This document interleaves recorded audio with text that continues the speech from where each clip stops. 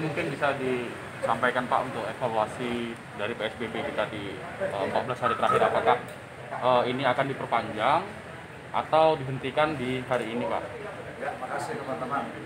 Jadi alhamdulillah beberapa hari ini kami bersama KPJ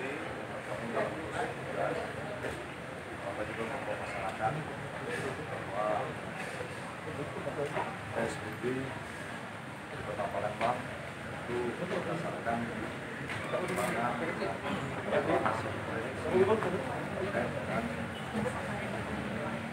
kegiatan PSBB yang telah kita lakukan selama 14 hari dan kita mendapatkan yang pertama hasil prediksi dari kesehatan masyarakat Council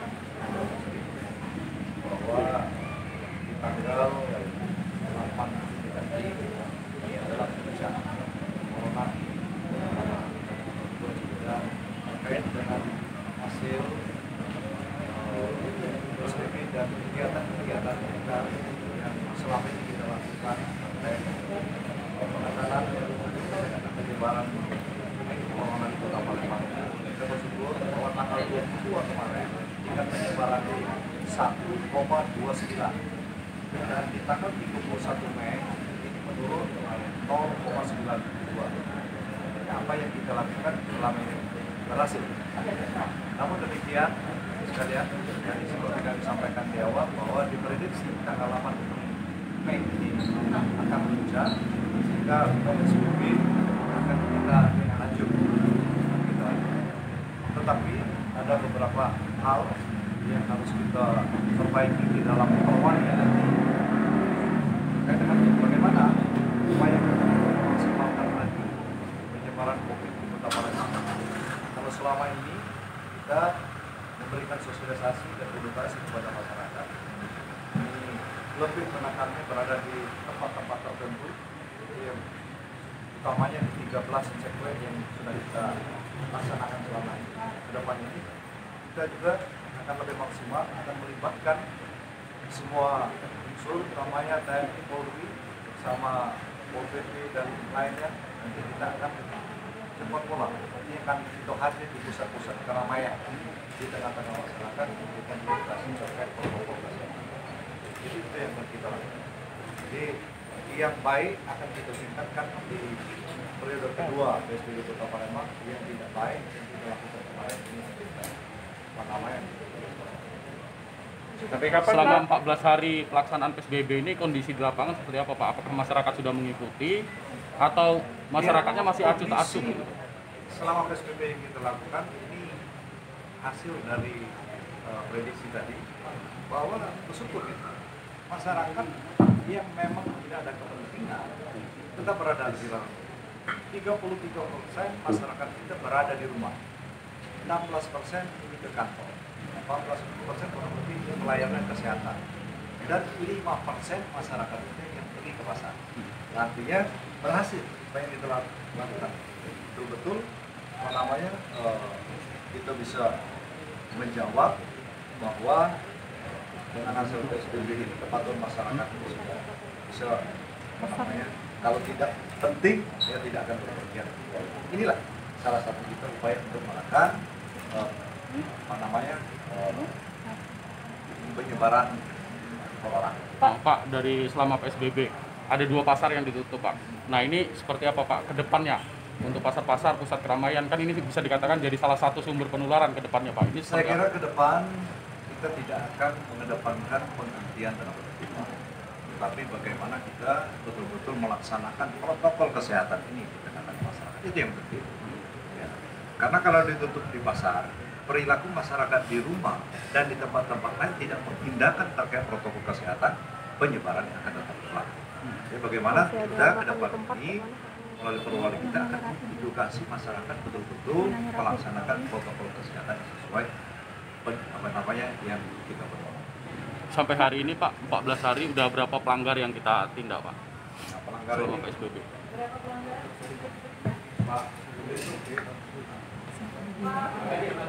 yang jelas pelanggaran kita ini semakin hari semakin mengecil. Artinya tingkat kepatuhan masyarakat, utamanya masker. Masker ini 99,7% ya, masyarakat Kota Palembang sudah menggunakan masker. Ini hasil dari revisi. Pak, terkait dengan pasar yang sudah menerapkan physical distancing seperti Lumabang misalnya, kalau kita sudah lihat ini kan sudah mulai berkurang Pak kepatuhan masyarakat terkait dengan menerapkan itu, bagaimana Pak tindakan kita selanjutnya? Melonggar physical distancing Pak. Sorry,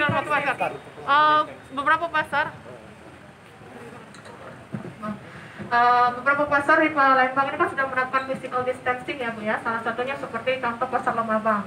Cuma seperti yang kita lihat dalam beberapa hari belakangan ini dan di masa PSBB ini, physical distancing itu sudah tidak diterapkan lagi oleh masyarakat. Dari kita sendiri bagaimana untuk kembali menerapkan supaya masyarakat lebih patuh terhadap peraturan yang ada. Apakah akan ada penempatan petugas Pak? Jadi saya kira ya, terkait yang kembali lagi, yang kemarin sudah kita lakukan penertiban tapi kembali lagi. Nah,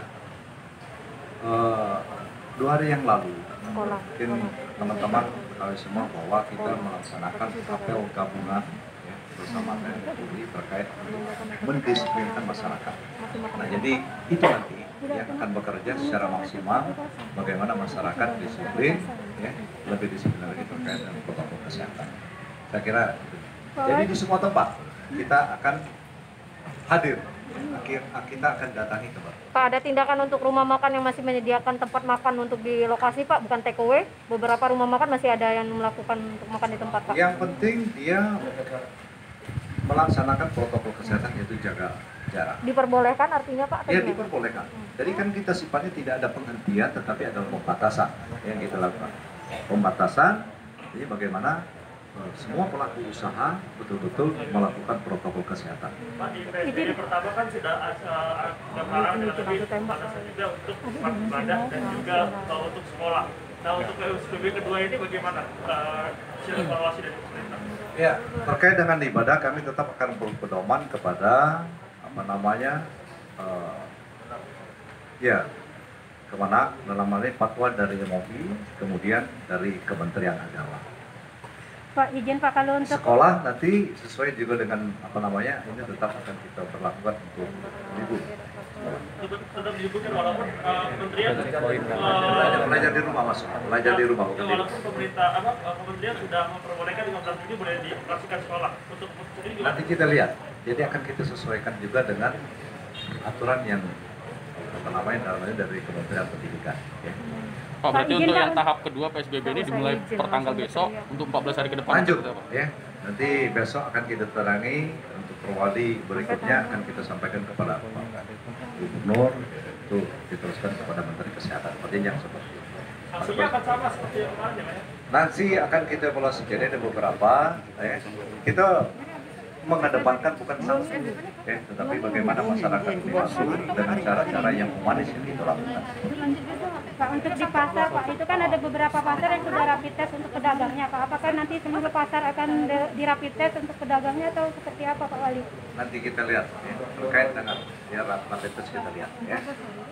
Pak Wali, izin lagi Pak Wali, untuk anggaran Pak, ini kan PSBB diperpanjang, artinya adakah penambahan anggaran Pak untuk? Bukan diperpanjang, kan sudah kita persiapkan, anggaran kemarin sudah kita persiapkan, tinggal kita menggunakan. Jadi anggaran sudah kita persiapkan. Terkait beberapa bulan kemarin, 3 bulan, baru 1 kali kita melaksanakan PSBB. Pak, pada PSBB pertama berapa anggaran yang sudah terpakai Pak sampai saat ini? Nah itu Dari anggaran yang ada? teknis kita bisa dengan BPKD ya, silakan nanti berapa yang sudah terpakai. Akan ada rencana penambahan alokasi lagi Pak? Bukan alokasi sudah kita anggarkan, kan belum terpakai semua sampai 3 bulan ke depan. Ya. Permintaan bantuan ke Pemprov sudah dikucurkan belum ya Pak untuk 50M kemarin? Yang dari bantuan sudah kita berikan surat kepada pemerintah. Kita proses lagi. Oke, cukup ya. Terima kasih rekan-rekan media. Terima kasih Pak Wali. Langsung diperpanjang ya Pak? Oh, baru diajukan. Jadi besok itu seperti apa Pak kondisi di Palembang? PSBB atau tidak?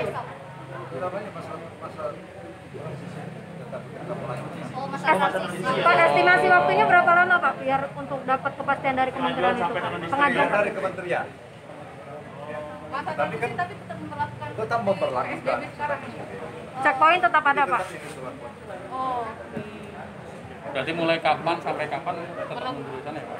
tetap dari Mulai kapan sampai kapan kementerian ya, itu Pak? dari kementerian Pak? Waktunya. Berarti 14 hari setelah disetujui oleh kementerian mungkin Pak. Ya nanti kita lihat bagaimana Pak Gubernur juga lagi acara. Lagi aku sama Eli,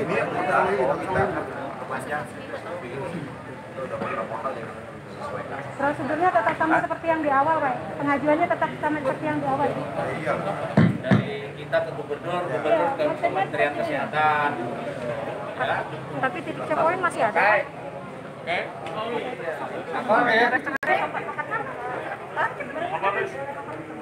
Sudah menunjukkan indeks yang arah yang lebih baik, tapi masih kurang optimal, sehingga diputuskan akan dilanjutkan seperti sebenarnya disampaikan Pak Wali Kota tadi. Akan tetapi kita juga tidak mengesampingkan hasil yang sudah baik di tengah-tengah masyarakat, sehingga dalam perwali nanti yang akan disusun ulang ada penyesuaian terhadap kondisi masyarakat yang ada sekarang ini. Kita tidak boleh terlalu mengekang juga dan sebagainya. Kemudian yang berikut, sambil menunggu proses ini berjalanlah penegakan disiplin protokol kesehatan di tengah-tengah masyarakat. Dan artinya sebenarnya sama aja. Sambil menunggu PSBB itu yang sedang diajukan, apakah disetujui oleh Menteri, kan mekanismenya seperti itu diatur di Undang-Undang Karantina Kesehatan dan juga Permenkes. Ya kalau itu disetujui, perwali yang kami sedang susun untuk direvisi diberlakukan. Pak, untuk mal masih akan dibuka nggak, Pak ya? Intinya begini, semua regulasi ada. Kami gugus tugas sebagai pelaksana regulasi atau regulator juga sudah siap. Beberapa skema sudah disiapkan. Akan tapi kembali lagi sebenarnya hasil ini tidak akan berdaya maksimal ketika protokol kesehatan 4 hal itu tidak dilaksanakan bersungguh-sungguh oleh seluruh masyarakat. Ini akan kesulitan. Masyarakat tidak berlaku hidup lebih sehat, tidak memakai masker, tidak menjaga jarak, dan sebagainya. Ya ini harus tetap dilihat. Pak, katanya petugas sudah ke tempat-tempat yang area publik. Oke, sudah siap. Jadi ada 1.750 satgas gugus tugas akan disebar di semua area publik, transportasi, pasar, ekonomi, tempat ibadah, sekolahan, dan sebagainya. Ini akan memberikan pendisiplinan kepada warga yang sifatnya himbauan, edukasi. Kalau ada pelanggaran, kami tegur. Gitu, ya. Dimulai dari jam berapa sampai jam berapa, Pak? Masyarakat supaya lebih dewasa lagi. Memastikan bahwa protokol kesehatan di Yes, protokol kesehatan itu berjalan. Dimulai dari jam berapa sampai jam berapa, Pak? Petugasnya, Pak? Checkpoint. Tak pernah berhenti. Selama ini sebenarnya sudah berjalan. Tapi akan kita masifkan lagi, jumlahnya lebih besar. 1.750 sebagaimana yang kemarin hari Sabtu sudah digelar. dari Polri ya, Pak ya? 5 Kodam dan Kapolda.